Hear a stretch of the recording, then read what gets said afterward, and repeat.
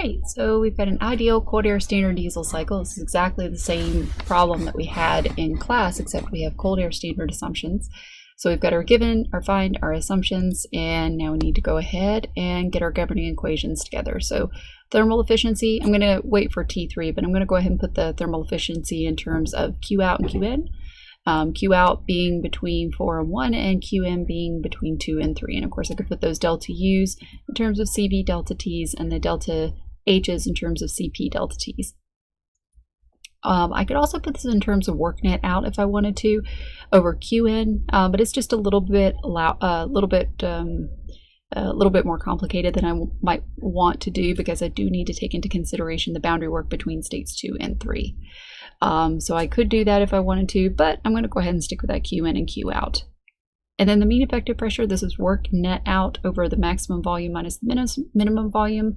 I could divide the top and the bottom by the mass, and that would give me things in terms of little w and specific volumes. And then once again, going back to that thermal efficiency equation where I didn't really want to calculate what the work net out was because I had to calculate what the boundary work is, I'm going to put it in terms of Q net in, and my equation just will be a little bit simpler. So it's the Q in minus the Q out, and then of course my specific volumes, I could put that in terms of V1 and the compression ratio 1 over R. All right, and then of course my CP delta T's replace the delta H's, and CV delta T's replace the delta U's.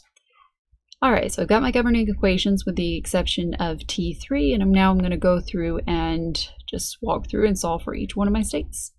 So my specific volume, because I'm making cold air standard assumptions, that means that I am assuming air behaves as an ideal gas, so I can use the ideal gas law.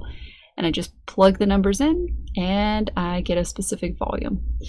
And then for state 2, well, between state 1 and state 2, you have an isentropic process. So you can apply an isentropic relationship. And because I know the relationship between V1 and V2, that's my compression ratio, I can calculate T2 as long as T1 is in absolute temperature units.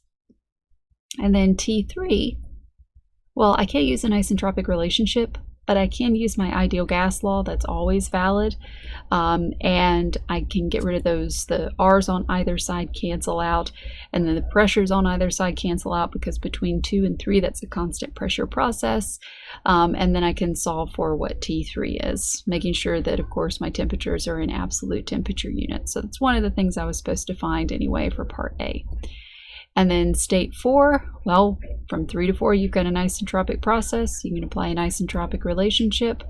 And you don't necessarily, well, you're not explicitly given what V3 over V4 is, but you can sort of manipulate this. So you see that I've put this in terms of V3 over V2 and V2 over V4.